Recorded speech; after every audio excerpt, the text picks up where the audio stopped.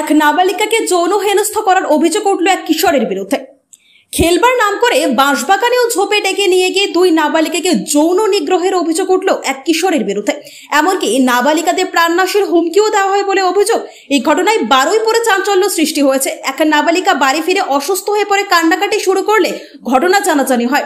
প্রতিবেশী আর এক নাবালিকাও পরিবারকে এই ঘটনা জানায়। এরপরেই বারুইপুর থানায় অভিযোগ দায়ের করেন নাবালিকাদের পরিবার। পুলিশ তদন্তে নেমে অভিযুক্ত কিশোরকে গ্রেপ্তার করে। নাবালিকার পরিবার অভিযুক্ত কিশোরের কঠোর শাস্তির দাবি করেছেন। ওই দুই নাবালিকার শারীরিক পরীক্ষা করা হয়েছে বারুইপুর মহকুমা হাসপাতালে। পুলিশ জানিয়েছে অভিযুক্ত কিশোর সপ্তম শ্রেণীর ছাত্র। নাবালিকার পরিবার জানায় আগে থেকে মেয়েদের সঙ্গে ওই কিশোর খারাপ আচরণ করত। তার বাড়ি ওই এলাকাতে।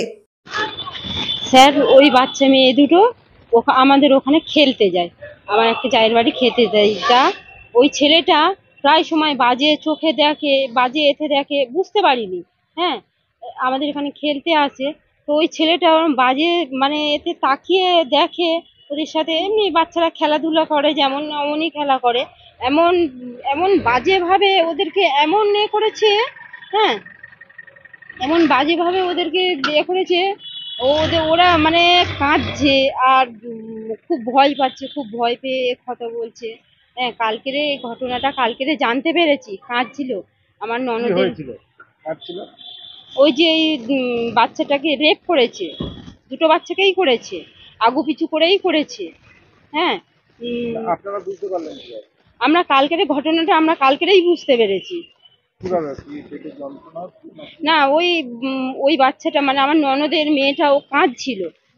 আমার ওই জায়ের কাছে বলছিল যে দিদা, ও দিদা হয়, দিদাকে বলছে দিদা আমার পেটে ব্যথা করছে। তা বলছে পেটে ব্যথা করছে, তুই তো এরকম করিস না মা, কি হয়েছে বল, আমাদেরকে বল কি হয়েছে, কিসের জন্য পেটে ব্যথা করছে।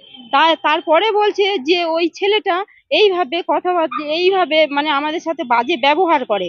হ্যাঁ, আর আমার মেয়েকে বলেছে তুই যদি বলিস তোকে আমি মানে গলা কেটে দেব, গলা কেটে আমি তোর পুকুরে জলে ফেলে দেব, গলা কেটে আমি তোকে রেল লাইনে শুয়ে দেবো, তোর দম আটকে মেরে দেবো, তোর মুন্ডু কেটে দেবো। তোকে বাজেভাবে নানান ইয়েতে ভয় দেখিয়েছে। ভয় দেখাবার পরে আমার মেয়ে তো কোনো মুখ খোলেনি। আর কালকের ঘটনাটা জানতে পারলাম যে ও কাঁদছিল। কান্নাকাটির পরে জিজ্ঞাসা করলাম, জিজ্ঞাসা করার পরে তখন বলছে যে এই হয়েছে। তারপরেই বুঝতে পারলাম, তারপর ঘটনাটা জানতে পারলাম। জানতে পেরে আমরা চুপ করে থাকিনি, জানতে পেরে আমরা তারপরে এইরকম একটা নিয়েছি। ওকে হ্যাঁ, থানায় এসেছি। আমি ওকে শাস্তি চাই, ওর কঠোর শাস্তি চাই। ও শাস্তি পাক। ও এরকম যেন আর 5টা মেয়ে আছে তাকে যেন না এরকম করে, কার 5টা মেয়ে বউ কাউকে যেন না এই বাজেভাবে তাকায়, বাজেভাবে দেখে, বাজে এইরকম ব্যবহার, বাজে এইসব কোনো কিছু যেন না করে। ওর যেন শাস্তি হোক, ওর কঠোর শাস্তি হোক, ওর যেন শাস্তি পায়। আমরা মা হয়ে আমরা বলছি ওর যেন খুব শাস্তি, মানে খুব বাজেভাবে যেন শাস্তি পায়, এইরকম ওর হওয়া দরকার। এখন দুজনে কি সুস্থ রয়েছে? এখন খুব একটা সুস্থ নেই, মোটামুটি আছে, খুব একটা সুস্থ নেই।